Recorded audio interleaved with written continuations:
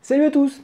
Alors on se retrouve aujourd'hui dans cette vidéo pour faire un exercice un peu bilan sur les suites numériques. Pour les terminales en spécialité maths, on va ici aborder une étude de suite et finir par de la limite avec de la convergence et une application du théorème du point fixe.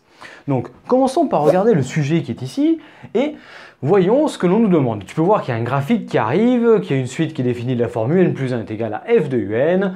On nous demande d'étudier la fonction, puis ensuite on nous demande de placer des termes. Ça déjà c'est un premier point, il faut bien te souvenir de ça, c'est hyper facile et on va revoir ça ensemble. Puis ensuite on va parler de variation de la suite, de convergence de cette suite, puis enfin on va regarder le comportement de cette suite selon les valeurs du premier terme. Bon, alors celui qui veut s'entraîner, c'est un exo sur lequel il doit passer pas plus de 20 minutes à une demi-heure. Celui qui est un peu plus en galère, allez, pourquoi pas 40 minutes, mais franchement, si tu es à peu près au point, ça peut être fait en moins de 20 minutes. Donc tu te chronomètres et tu m'utilises comme correction. Et puis pour les autres, on va regarder ça ensemble. Donc sélectionnons un petit peu là les différents points à sortir de l'énoncé. Donc première question, on nous demande d'étudier les variations de la fonction f dont on nous parle au début, c'est-à-dire une fonction qui est définie sur R+, par f de x égale racine de 3x plus 1. Tu pourrais tout à fait dériver de la forme racine de u, obtenir u' sur 2 racines de u, ça marcherait très bien. Moi je vais te proposer autre chose, histoire de changer un petit peu et d'utiliser la notion de composition. Ici, on a la composée de la fonction affine 3x plus 1 dans la fonction racine carrée de x. Et si tu as bien vu ton cours sur la composition et si tu as bien été fait en cours, eh bien la composée de deux fonctions croissantes est croissante. Ce qui est le cas ici, puisque 3x plus 1 c'est croissant et que racine de x c'est croissant. Eh bien on compose une fonction croissante dans une fonction croissante, alors la fonction f est croissante. Je te le rédige vite fait. Donc voilà ici ce que je viens de te dire à l'oral, tu le retranscris. F de x c'est racine de x rond 3x plus 1. On dit que c'est la composée de deux fonctions croissantes. Vu que ça c'est croissant sur R et ça c'est croissant sur R+, réellement cette fonction serait croissante sur moins un tiers plus l'infini, mais c'est pas nécessaire, on nous la restreint à R+, donc f est croissante sur R+, et c'est bien. Si tu as fait ta dérivée avec racine de u, toujours dérivée d'une fonction composée, tu obtiendrais 3 sur 2 racines de 3x plus 1, qui est positif, et c'est croissant, ça marche aussi bien. Mais allez, ça change un petit peu. Maintenant, on arrive à la question 2. Je te remets ici, et tu peux voir que là, c'est le moment où il faut construire sur l'axe des abscisses les différents termes de la suite u, et on nous demande d'en faire 4. Alors, en fait, ici, il n'y a pas marqué calculer puis placer, il y a marqué construire. Donc, souviens-toi, ça, c'est le genre de petite question où on a les escaliers ou le truc en escargot, là, je ne sais pas si tu te rappelles. Je te fais le graphique ici, après je t'en mettais un trou propre en correction, mais on va regarder ensemble comment ça marche. Donc, voilà le graphique retracé sur le tableau avec les moyens du bord, et on va construire ici, t'expliquer comment est-ce que ça a été fait, ces petits pointillés en bleu. Donc ça, c'est la courbe de la fonction f qui est ici, et ici, on a y égale x qui est tracé. Toujours, on aura besoin de cette droite qu'on appelle première bisectrice du plan. Donc u0, il est donné comme étant égal à 8. Donc tu places u0 égale 8 sur l'axe des abscisses, ça c'est bon. Puis, la suite est définie par récurrence de la forme un plus 1 égale f de un avec f de x, la fonction qui est ici. Ce qui fait que pour calculer u1, eh ben, tu vas faire f de u0. Donc pour lire une image, ça tu le sais, tu pars de l'axe des abscisses, tu vas à la fonction, à la courbe, puis normalement on irait ici à l'axe des ordonnées pour obtenir la valeur de u1 qui serait par là. Mais ensuite pour faire u2, c'est pas pratique parce qu'il faudrait faire f de u1 et repartir de là, c'est pas possible, on a besoin de partir de l'axe des abscisses. C'est pour ça qu'on a tracé y égale x en fait, pour pouvoir, au lieu d'aller ici et ensuite placer u1, on ne sait pas trop comment, eh bien on trace y égale x pour pouvoir avoir l'identique de la valeur qui est ici, mais sur l'axe des abscisses ici. Donc en fait, le protocole est simple, tu pars de l'axe des abscisses en U0, tu montes, tu arrives ici, puis ensuite tu pars à y égale x, tu arrives là, puis tu redescends, hop, et tu places U1 qui est ici. Puis au coup d'après, on refait la même chose, tu pars de U1 et tu vas monter, hop, dans ce sens, et tu montes encore, et tu arrives à ce point-là, puis ensuite, tu te décales là jusqu'à y égale x à ce point. Puis, on redescend encore. On a U2. Et on continue encore un coup. Il nous faut U3 parce qu'on veut les 4 premiers termes. Donc 1, 2, 3, 4. On part maintenant de U2. On monte. On monte encore, on arrive à ce point, on se décale vers y égale x, on arrive à ce point, puis on redescend et on arrive ici en U3 où on place le quatrième terme, c'est-à-dire U3 ici. Donc tu peux voir qu'avec cette petite construction en escalier, comme je te disais tout à l'heure, on arrive à obtenir une idée de l'allure, du comportement de la suite. On ne démontre rien, mais on va faire des conjectures, puisque c'est ce qui nous est demandé. Et bien là, il semble que la suite soit décroissante. Puis, il semble qu'elle soit majorée par son premier terme, U0, donc majorée par 8. Puis, il semble que cette suite soit minorée. Minorée par combien? On dirait qu'elle va se rapprocher à peu près d'ici. Bon, disons minorée par 3, ça va très bien. Donc, on dirait que cette suite est majorée par 8, minorée par 3. On pourrait faire mieux, mais là, c'est très bien en lecture. Donc, décroissante, et elle semble converger vers une valeur autour de 3,5, à peu près. Donc, voilà les différentes conjectures que l'on peut faire à l'issue de cette première partie-là. Je te les marque dans le petit carré ici. Donc voilà les 4 conjectures qui sont marquées ici, que tu marques sur ta copie avec du il semble, hein, tu ne marques pas UN et. Donc on marque ces 4 points-là, puis on regarde maintenant la correction un peu plus propre qui est ici. Tu peux voir en effet que ça ressemble un petit peu à ce que j'ai fait, un petit peu plus qualitatif, mais l'idée était là.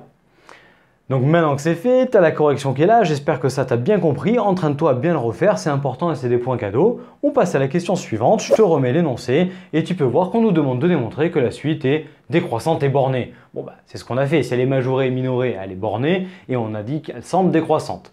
Donc pour démontrer ça, eh bien déjà on va l'écrire mathématiquement et on va voir ce que ça va donner. Donc voilà ici ce qu'on fait pour la question 3, montrons qu'un est décroissante et bornée, on le traduit, et donc ça veut dire que pour tout entier naturel n, un plus 1 est plus petit que un, ça veut dire décroissante, et bornée ce sont les valeurs qu'on a données dans la conjecture, 8 et 3. Donc ici on va faire en un coup toute cette démonstration. Et comment est-ce qu'on va démontrer ça? Tu t'en doutes bien, ici va rentrer en compte le raisonnement par récurrence. Donc on va initialiser la propriété, vérifier que c'est vrai au rang 0, donc avec U0 et U1. Puis ensuite, admettre que la propriété est vraie à un rang n fixé, s'assurer que ça marche au rang n plus 1, le caractère héréditaire, puis ensuite on conclut. Je te la rédige et on la commente. Donc voilà ici la rédaction de la récurrence. Très important, tes enseignants, tes enseignantes attendent leur phrase et ces détails de rédaction dans les raisonnements par récurrence, c'est important. T'adaptes à ce qu'ils ou elles font. Mais ici, regardons. Donc, on nomme la propriété qu'on doit ici, c'est-à-dire qu'on a la suite est décroissante et elle est bornée, qu'on a traduit mathématiquement, et on va démontrer donc cette propriété par récurrence. Et la récurrence commence toujours par une initialisation, c'est-à-dire une amorce. On vérifie qu'elle est vraie au rang 0. Donc, on calcule U0 qu'on a déjà, donc on ne calcule pas. Puis ensuite, on nous demande d'avoir U1, donc on sait que UN plus 1 c'est F de UN, donc U1 c'est F de U0. Donc ça fait F de 8, 3 fois 8, 24 et 1, 25, et racine de 25, ça fait 5. Donc on regarde, on a 3 et 8 qui sont nos deux bornes ici, et on regarde, ici c'est U1 qui vaut 5, c'est bien plus petit que U0 qui vaut 8, 5 c'est plus grand que 3, et 8 c'est bien inférieur ou égal à 8. Donc on a bien finalement U1 plus petit que U0, tout ça compris entre 3 et 8. La propriété est donc vraie au rang 0. Elle est donc initialisée. Hérédité. Tu prendras les phrases de ton enseignant ou ton enseignante, mais on te dira qu'en gros qu'on a un entier naturel fixé, quelconque, tel que la propriété est vraie, c'est-à-dire et tu marques ton hypothèse de récurrence. Puis ensuite on va montrer, sous cette hypothèse, qu'alors elle est vraie au rang n plus 1, donc la propagation. C'est-à-dire qu'on a 3 et 8 qui sont ici, et ensuite UN plus 1 qui devient N plus 2, et UN qui devient UN plus 1. Voilà le but que tu n'as pas le droit d'utiliser. Ici, tu es dans le cadre où tu as une suite qui est définie par récurrence à partir d'une fonction, qui de plus est croissante, donc dans ce cas, ça marchera toujours, tu partiras de l'hypothèse de récurrence, et tu appliqueras la fonction f, et ça marchera de suite. C'est pour ça qu'on rappelle que UN plus 1 c'est f de UN, donc par conséquence, UN plus 2 c'est f de UN plus 1, en montant d'un cran, avec une fonction f qui est croissante sur R+, qu'on a démontré à la première question. Donc on part de l'hypothèse de récurrence et on marque qu'on applique la fonction f qui est croissante. Donc on a f de 3, f de UN plus 1, f de UN, f de 8. On calcule f de 3, ça fait 3 fois 3, 9 et 1, 10, donc racine de 10. Et f de 8, qu'on a déjà fait tout à l'heure, 3 fois 8, 24 et 1, 25, et racine de 25, ça fait 5. Il se trouve que racine de 10, ça vaut un peu plus que 3, et que 5, c'est plus petit que 8. Donc on a bien notre f de un plus 1 qui s'est transformé en un plus 2, notre f de un en un plus 1, et tout ça compris entre 3 et 8. Donc la propriété est bien vraie au rang n plus 1, on a atteint le but. Ce qui veut dire qu'en prenant l'hypothèse que la propriété est vraie au rang n, on a démontré qu'elle est vraie au rang n plus 1, donc Pn plus 1 est vrai. Puis phrase de conclusion, pareil, tu t'adaptes, la propriété est vraie pour n égale à 0, de plus elle est héréditaire, donc elle est vraie pour tout entier naturel n, d'après le principe de récurrence, et on a donc démontré ceci, c'est-à-dire que la suite est décroissante et bornée. Voilà, on a mené à bien la démonstration par récurrence de l'initialisation à la conclusion en passant par l'hérédité et toutes les phrases de rédaction, c'est hyper important. Ceux qui veulent prendre un screenshot, c'est maintenant, je m'écarte un peu, prenez ça, c'est important de bien le maîtriser. Maintenant, on passe à la suite. Je te remets lancé que tu vois où on en est, et là, on te demande, pour la question 4, de déterminer ou de démontrer en tout cas que la suite est convergente. Tu vas pas avoir de calcul à faire, tout a déjà été fait ici. On a énoncé. On vient de démontrer que pour tout entier naturel n, on a un plus 1 plus petit que un, ça veut dire que la suite est décroissante. Puis on a démontré que un est plus grand que 3, ça veut dire qu'elle est minorée. Ta suite est décroissante, elle est minorée, tu réfléchis, théorème de la convergence monotone ou de la limite monotone, je te le rédige. Donc voilà la rédaction dont je te parlais. D'après la question précédente, on a démontré que un est décroissante, puis que un est minoré par 3. Donc d'après le théorème de la convergence monotone ou de la limite monotone, un converge. Et converge vers L compris entre 3 et 8. Je ne peux pas dire plus. Ici, attention, ne viens pas me dire qu'elle converge vers 3. Le théorème de la convergence monotone ne donne pas la limite. Il dit juste qu'elle converge. C'est tout. Surtout qu'ici, on va voir que ça ne converge pas vers 3. Donc fais bien attention à ça, c'est le genre de piège qu'on peut avoir dans des questions de concours ou le genre de petite rédaction qu'on peut faire et perdre des petits points par-ci par-là. Donc maintenant on arrive à la suite et on nous dit qu'on admet que si elle converge, alors elle converge vers une limite qui est solution de f de x égale x. Eh bien en fait c'est ça le théorème du point fixe. On va le justifier et on va l'appliquer. Donc voilà ici la rédaction du théorème du point fixe qui n'était pas explicitement demandé tel qu'était posée la question. Parce qu'en fait dans les types bac déjà, il n'est pas toujours à citer. Des fois on nous dit qu'on admet que et tu trouveras dans des devoirs ça si ton enseignant ou ton enseignante n'a pas encore abordé ce point-là. Mais allez, traitons-le comme s'il n'y avait pas marqué « on admet que ». Et donc, à cette question, en fait, on cherche la limite. Donc on sait qu'on a une suite qui est convergente avant. Et on sait de plus que la suite est définie par un plus 1 égale f de un. Ce sont les deux ingrédients nécessaires à l'application du théorème du point fixe. Donc on le dit, un est défini pour tout entier naturel n par un plus 1 égale f de un. De plus, d'après la question 4, un est convergente. Donc d'après le théorème du point fixe, L, la limite de un en plus l'infini, est solution de f de x égale x. Voilà ce que nous dit le théorème du point fixe. Il nous faut une suite définie par récurrence par un plus 1 égale f de un, une suite convergente, et dans ce cas, alors on peut dire que sa limite est forcément solution de f de x égale x. Et on revoit un petit peu le dessin là que on a fait tout à l'heure, et tu vois bien que ça descend, les valeurs de u, et elles vont se rapprocher d'un truc entre 3 et 4. Et ce point fixe, en fait, c'est le point d'intersection entre la courbe représentative de la fonction f et la droite y égale x. Donc en fait, c'est bien une solution de l'équation f de x égale x. On doit donc résoudre cette équation pour déterminer la limite. Donc regardons maintenant la résolution de cette équation. On se met dans l'intervalle 3-8, pourquoi? Parce que la suite est comprise entre 3 et 8, puisqu'on a montré qu'elle était bornée. Dans cet intervalle-là, ça c'est défini, ça c'est positif, donc pas de problème. On peut résoudre cette équation dans cet intervalle. On applique la fonction carré, ce qui me dégage la racine carrée, puis ça fait x carré. Je fais tout passer d'un côté ou de l'autre, peu importe, et j'ai x carré moins 3x moins 1 égale à 0. Ou encore, moins x carré plus 3x plus 1 égale à 0, les deux marcheraient. Ici, c'est un polynôme du second degré, on cherche donc les racines et on fait le discriminant. Donc b carré, moins 3 au carré ça fait 9, moins 4 fois 1 fois moins 1 ça fait 4. 9 et 4 ça fait 13, c'est strictement positif, on a donc deux solutions dans R ici, mais attention, il faudra regarder maintenant dans 3,8. Ces deux solutions sont moins b moins racine de delta sur 2a et moins b plus racine de delta sur 2a. Donc b vaut moins 3 ici, donc ça fait 3 moins racine de 13 sur 2. Bah ça c'est clairement négatif parce que racine de 13 c'est plus grand que 9. Donc 3 moins racine de 13 c'est négatif. Donc clairement c'est pas dans 3,8. Donc ça peut pas être solution. Puis x2, 3 plus racine de 13 sur 2, c'est compris entre 3 et 8, ça donc c'est nickel. la limite est donc x2, et donc on conclut que L, la limite de n1 plus l'infini, c'est 3 plus racine de 13 sur 2, et tu peux bien voir que ça n'était pas 3. Donc fais attention à ça, parce que clairement, c'est le genre de bêtises qu'on entend souvent quand vous faites le genre d'exercice où il y a ce genre de choses-là, et vous donnez toujours la limite qui est un majorant ou minorant. Mais attention, un minorant ici n'est pas forcément le minorant optimal, c'est pas le meilleur, d'ailleurs on l'a choisi ici un peu à la louche. Alors des fois, ça sera le bon minorant, et là ça tendra vers ça.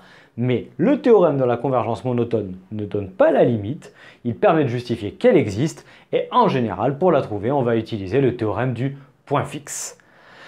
Alors reprenons maintenant la fin de l'énoncé, on regarde où on en est, et on est en train de chercher à dire, selon la valeur de U0, le comportement de la suite.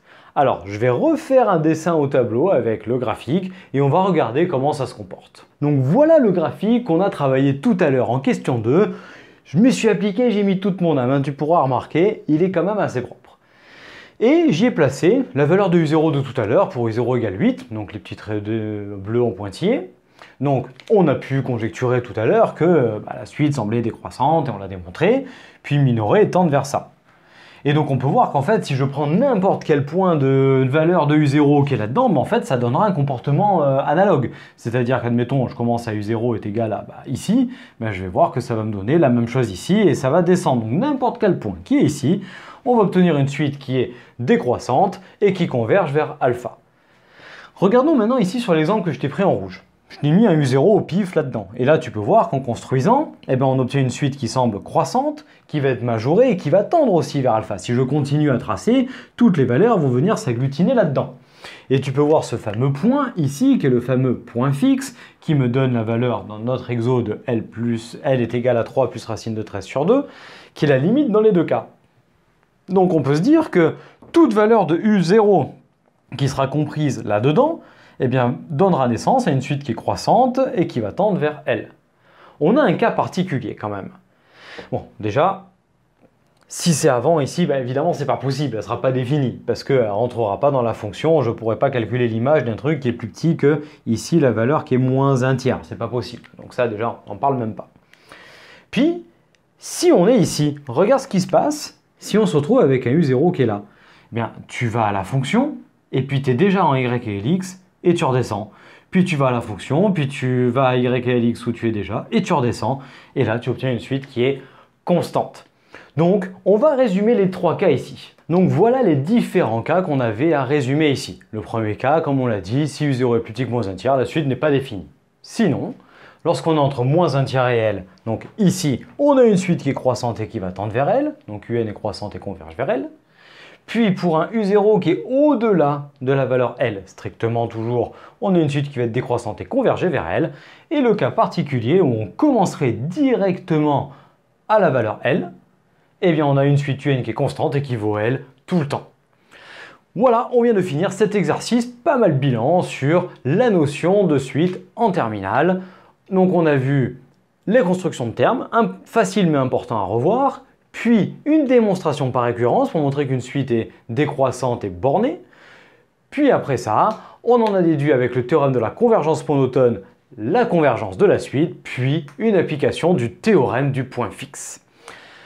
Ouf, on a fini cet exercice, j'espère que tu as bien compris ce que l'on a fait, que celui qui a fait ça dans son coin a bien fait juste et qu'il en a profité pour faire le petit point qu'on a fait autour du théorème du point fixe, important à revoir puisque le théorème du point fixe tombe assez souvent, même s'il n'est pas nommé, mais par contre on l'utilise quand même assez souvent dans ce genre de cas-là. Je te remercie d'avoir suivi cette vidéo jusqu'au bout, j'espère qu'elle t'a plu. Si tel est le cas, n'hésite pas à me lâcher le petit pouce bleu vers le haut et à venir t'abonner à la chaîne en activant la cloche. Tu auras les prochaines vidéos en sortie, tu seras au courant. Tu peux venir nous mettre un petit commentaire pour nous encourager, nous dire ce que tu en as pensé et puis faire un petit partage auprès de tes amis, ça sera super sympa pour nous développer. Tu peux nous retrouver sur notre site internet, sur nos réseaux sociaux Facebook et Instagram. Et d'ici à la prochaine vidéo, je t'invite à nous rejoindre dans d'autres vidéos pour t'entraîner et je te dis à très bientôt. Allez, ciao à tous!